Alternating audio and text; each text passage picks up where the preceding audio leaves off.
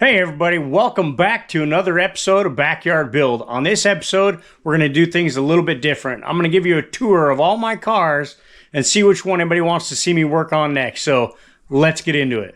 Okay, most everybody that watches my channel knows this car. This is a 2012 Chevy Camaro Bumblebee edition. Obviously everybody wants to see more videos on this, but you want people to be like, well, why didn't he talk about that? You know, people that might be new to this episode. So you can go back to my other episodes and see a bunch of content on this one, and there will be more coming. Right now I'm just waiting on some parts. I ordered the electronic brake control module for it to replace it, because it's come down to the fact that that's the only thing left that could be causing this code that I'm getting for the traction control and all that stuff. As well as I'm waiting on the last little stuff. I've got all the other badges and stuff that needed replaced, and now I'm just waiting on the RS badge for the trunk. So the next episode I get to film with it, we'll be doing that stuff and putting in the electronic brake control module and getting that replaced so that I can actually enjoy it and not have to drive it around real slow, because the brakes aren't very reliable at the moment. So anyway, all right, moving on to the next one. Okay, so here's my 1968 Ford Torino GT Fastback. Excuse all the crap on it, it's kind of a catch-all right now, but this is not one I'm going to be building anytime soon, because I need to get some of that YouTube money before I can afford to do this one, because this one I want to be a top-notch build. If I could afford it, I would love to take it to Dave Kindig and have him build it. I already have a rendering and stuff of it on all the stuff I want to have done, but this one I want to be a top-notch build. So if Dave Kindig's watching and he wants to help out a guy that could probably never afford his car, or one of his cars, reach out. That'd be awesome. I already bought a set of your door handles, so anyway. But I'm going to insert a clip from Cars and Coffee. I took it to you recently, and that way you can see a little bit better, because right now you can't see it at all. So, all right, here's that clip.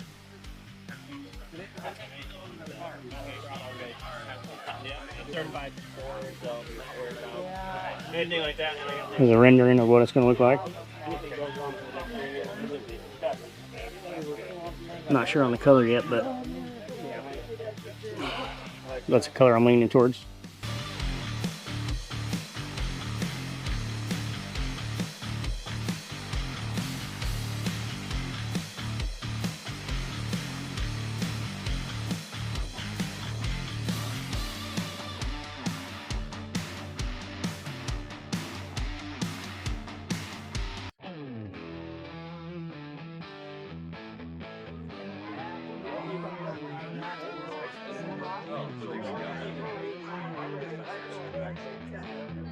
All original interior, original floor pans.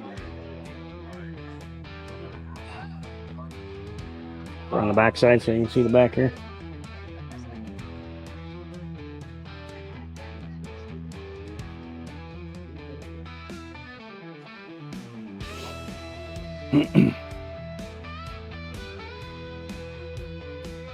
I am trying to figure out why my tires sit far not centered in the wheel well. As you see, it's much closer to the front side of the wheel arch, and I've done some research, and it's not the leaf springs, because the measurements are the same on the different options that they have. They're a locating pin for the axle. There's not more than one of them, so it's not like it's in the wrong one. So if anybody has an idea as to why it's like that, I can't flip the leaf springs around, because then it'd be like a foot backwards, which wouldn't fit in the wheel well. So it's not that. So if anybody knows for sure, hit me up and let me know. Whatever happened to the... Oh, I still have it. It's just in really decent right now. Because so 3 years ago, Bought this car for $1,500 at an auction, basically just like it is. Only thing I've done is everywhere it's gray from the fenders back, I stripped it down and sealed it, because the front was already done. And then I put the air cleaner, the carburetor, the intake manifold, and did a tune-up on it. But everything else is exactly like I got it, and I got it for $1,500. So anyway, moving on to the rest of the cars. Okay, so this is my 2005 Ford Mustang. I picked it up recently. Got it for $1,200 bucks.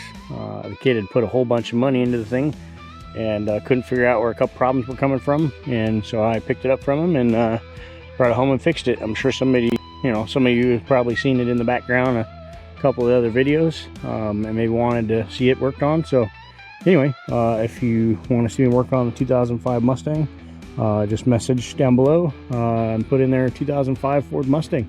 So all right, let's move on to the next one. Okay, this is a 1988 Ford Ranger. I painted the side of it with bed liner probably 6, 7, 8 years ago, and it's just sun faded and everything, so it needs to be redone. But I've done a whole bunch of stuff to it, lift and whatnot, but I still got to do the interior. There's a whole bunch of engine work and stuff that's been done to it. I filmed a bunch of that. Anyway, so if you want to see me work on the 1988 Ford Ranger to get it finished up, I'm going to do all kinds of stuff to it, make it like an ultimate off-road vehicle. I was thinking about doing stuff like where the little tie downs mount right here, mounting brackets there so I can mount like a shovel and a pickaxe, things like that for when you're off-roading, for digging yourself out. Make kind of an ultimate off-road vehicle. Maybe put a luggage rack on top, things like that, with fuel tanks up there and whatnot. So anyway, all right, well, if you want to see me work on the 88 Ford Ranger, just comment down below 88 Ford Ranger. All right, let's move on to the next one. Okay, so moving on to my Cadillac CTS. This is a 2002 Cadillac CTS. The custom body kit, paint job, wheels, all kinds of stuff done to it. This one I picked up for a very good price. It was $1,000. It only had 55,000 miles on it.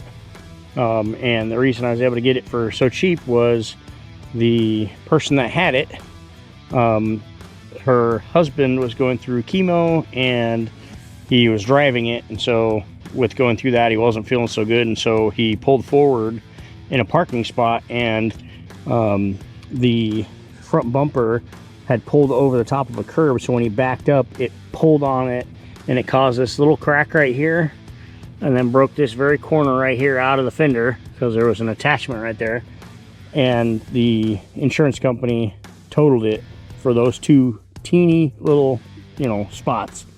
And anyway, like I said, it only has 55,000 miles on it when I got it. And the lady got her money from the insurance and was selling it. And it's been sitting here because I've been working on the Camaro. It is my normal daily driver. But anyway, so she got her money from insurance and she was selling it, and I was able to pick it up for $1,000 from her. And who wouldn't buy it for $1,000 with the way it looks, just because of those two little cracks? The rest of it looks phenomenal. It's filthy dirty. It's got bird crap and stuff on it, and it's dusty and stuff from just sitting. But anyway, all right, if you want to see me work on that, comment down below. 2002 Cadillac CTS. Okay, this is my 2000 Dodge Intrepid. Doesn't look like much right now because it's filthy dirty. The clear coat's peeling off. The roof needs to be painted. But this car literally only has 60,000 miles on it. It has a 3.5 liter V6 in it. That was the same engine that they put in the Plymouth Prowlers and the Chrysler 300s and stuff. Anyway, I had bought a Chrysler 300 from Copart. Only had 53,000 miles on it, and pulled the engine, the transmission, bunch of the interior parts like the seats and center console, all that stuff. Converted it from column shift over to center console shift. And it has straight pipes from the catalytic converters all the way back, so it is very loud and actually sounds very good for a Dodge Intrepid. I mean, that's the main reason I don't really drive it too much anymore. Is, even though it's nice looking when the paint wasn't all bad and whatever, it's still just a Dodge Intrepid, so you're not really going to impress anybody with it, but they are pretty cool looking cars, only in black. All the other colors, they looked like crap. They were hideous. They were a little grandma, looking, just a crappy looking car. But in black, they look good. I mean, you can see you got the exhaust tips sticking out. They're all rusty and crappy looking, need to replace. The paint's crappy, but the car actually does look and sound pretty good when it was in much better condition. If you want to see me work on that one and get it all back to looking great, then comment down below 2000 Dodge Intrepid. All right.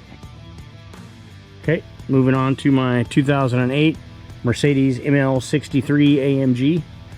It's got the 6.2 liter engine in it. They badge it as a 6.3, but This vehicle I picked up for $1,750 from the kid, because when his wife was driving it, a person in the other lane hit a deer, and the deer got flung into them and did this dent here. It broke the grill, but I already replaced the grill on it, so I really could use a new hood because of that bend that's there. I have a bunch of interior stuff taken out right now, the seat and stuff, because the battery's mounted down here, and I need to get a new battery in it as well as a new auxiliary battery.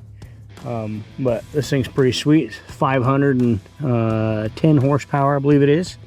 So this thing will be a lot of fun. It's filthy dirty from sitting, but I got, you know, quite a bit of content filmed on this one, and also going to be filming some more with it, obviously. But if you want to see me work on this one, comment down below. 2008 ML63 AMG. All right, moving on to the next one. Okay, this is my 1967 Dodge Coronet 440. I already did one episode on this, but if you want to see me work on this one more, I have some an episode filmed with me rebuilding the engine. It's up there on the engine stand. And then I have some other content filmed with me doing more work on the frame rail, getting that all finished up. And then I still have to do the other side. I'm going to be cutting all that out and putting new metal in like I did over here. And then putting the new inner fenders and getting the front end put back on, getting it painted, getting the interior done, stuff like that. So if you want to see me work on the 1967 Dodge Coronet 440, just comment that down below. All right, moving on to the next one. Okay, this is my 1959 Dodge D200. It's on a four-wheel drive chassis. It has a 1969 Dodge 440 engine in it. The story behind this one is a pretty good one. The guy that had it in his backyard, I kept on driving by and seeing it and wanted the thing. And so I stopped and talked to him one day, and he said he was interested in trading it for a car, but he wanted a car with a turbo. And so I looked online and I ended up finding a 2003 or something like that, whatever the heck the year was, PT Cruiser GT. So those have the turbo engine in it, and bought that for $600. The people that were selling it were the parents of the original owner. The kid had passed, or the guy, he wasn't a kid, but their son had passed away because he had a immune, you know, something to where he constantly had to have clean air, couldn't be exposed to, you know, contaminants, things like that, mold, whatever. And so I guess he got sick and passed away. But before he died, he was replacing some stuff on it. And so after he passed, they were selling it, and they were selling it not running, and they didn't know why it wasn't running. So I went out and looked at it, and it appears what he was doing was replacing one of the big bus fuses. It was like a 60 amp fuse or something like that, and that was, you know, taken out. And so I was able to put the fuse back in it and start it up, anyway, and then drove it home, and bought that for $600. The car was in really good condition. It was all white with black accents done on it and brand new wheels and tires, and it was pretty nice. So for $600, I bought a PT Cruiser, traded it straight across for this, which is worth a heck of a lot more than the PT Cruiser, especially at $600.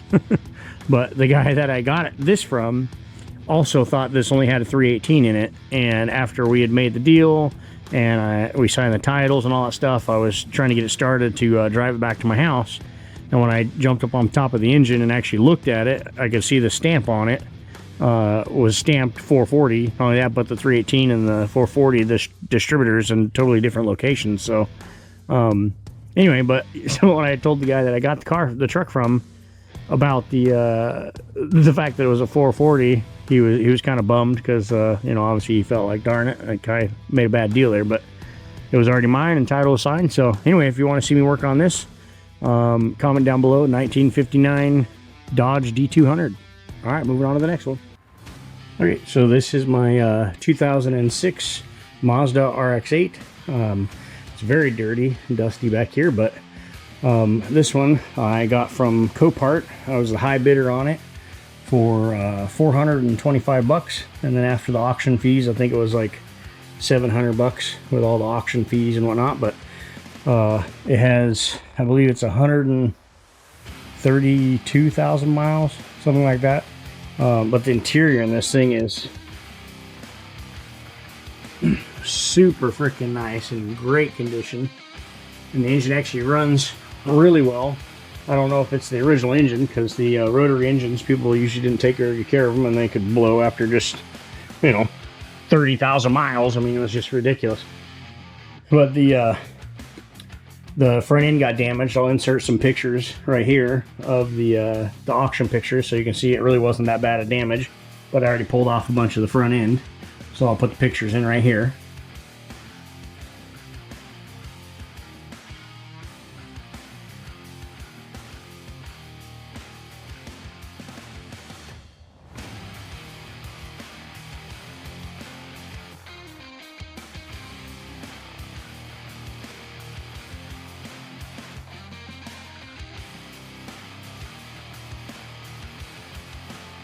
Anyway, so as you can see, it wasn't damaged all that bad.